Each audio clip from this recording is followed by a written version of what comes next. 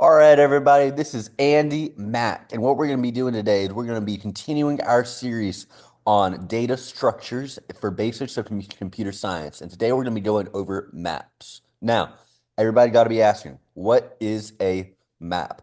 All that a map is it is a container that works with key value pairs, right? Now, what is a key value pair? Let's just say that you want to store a bunch of data, right? Let's say you want to store a bunch of songs. And let's just say that you have all this information about a song, but you want to be able to access it really quickly. So what you could do is you could have a key, which is just your song title, and then your value, which is all that other information in that song. And what you're able to do is you're able to put all of this information that's really concise, really easy to look up data structure.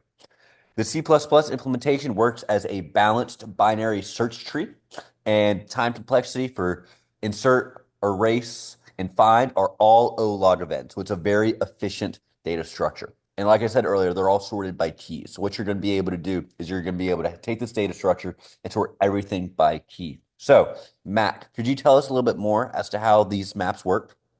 Yeah, so I think it's important to see the general structure of what a map looks like. For pretty much all languages, this structure is going to be the same. It's just for C++, there's certain, like the time complexity and other things are slightly different. And so C++, you have the key value, like we said. So on the left, this data is going to be your song name, or another example could be like a phone book. This is the person's name, and then over here will be their phone number, or over here might be the song stuff. So you have the key and value, and once you put it all together, you're going to get several keys and several values. And each key, it's very important to note that it's going to be sorted either alphabetically or numerically, or it gets a little bit different depending on what kind of data you put as the keys. And then also important to note is the values don't get sorted. They just follow wherever the key goes. Um, so yeah, let's look at a quick coding example of these. So for map inserting, let me see if I can move this over. Okay, so map, all you need in this program is IOStream. That's pretty standard for reading in, printing input. String, may not need to use that, but it's always safe to have if you're going to be working with strings. And then map.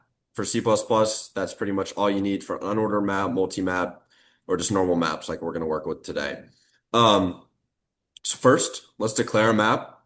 All you got to do, very simple, map opening carets or whatever you want to call it, closing carets. And then the first thing before the comma is the key. So now we're saying the key is a string, and then the value is going to be an integer. These can be anything. They could be vectors, they could be structs, they could be anything. And for like the song example, you might want a string to be the key, and then the value be a struct to hold all the different information.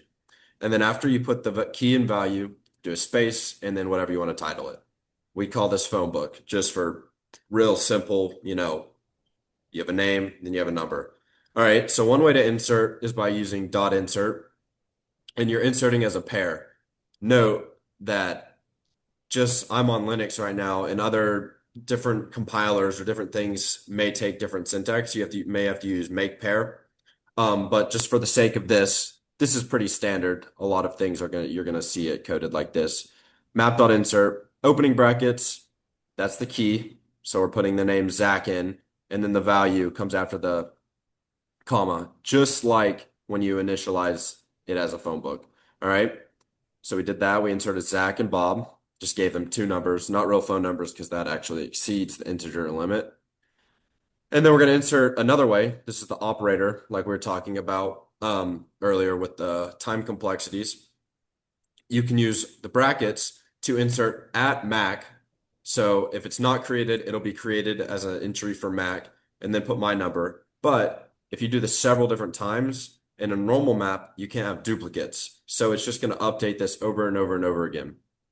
And then we do it again with Andrew. All right. And then for printing, very simple. This is where maps are, they kind of shine. They're easy to print, easy to insert, easy to keep track of, and pretty standard fast.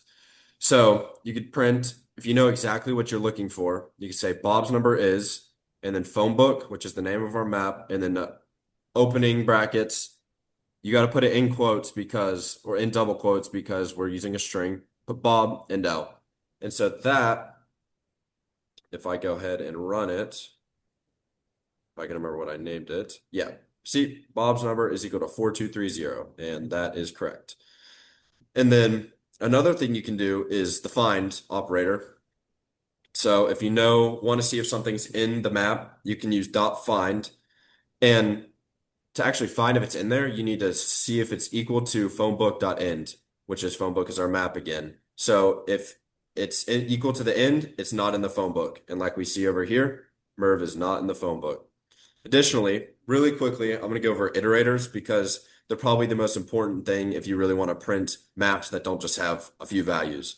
So to create an iterator, you're going to initialize it just like you did the map, but instead of the name, you want to put two colons and then iterator, and then you can name the iterator whatever you want. It's pretty standard to do it1, it2, and so on. Okay. Next, we're just going to loop through everything and print. And just a little note right here, the iterator first. So to access parts when you're using an iterator, it first is going to be the first val or the key, and then second will be the value. It just works with pairs. That's how iterators interact. And so we're going to say set it equal to the beginning, make sure it's not the ending, and then we're going to go up one each time, just like a very simple for loop.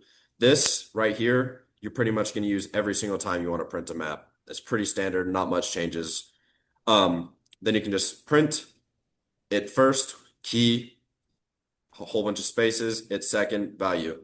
And if we run that, let's do it again so you can see. We see Andrew, 423, Bob, Mac, Zach. Note, we could insert these in any order, and it's always going to print the same because it's, again, sorted in numerically by the keys. And Andy, anything else you want to add about maps? Not at all, man. These are just possibly the most useful data structure that you'll run into while you're learning about stuff. These guys are used everywhere, so it's very important that you have these fundamental concepts down. Yep. Have a good day.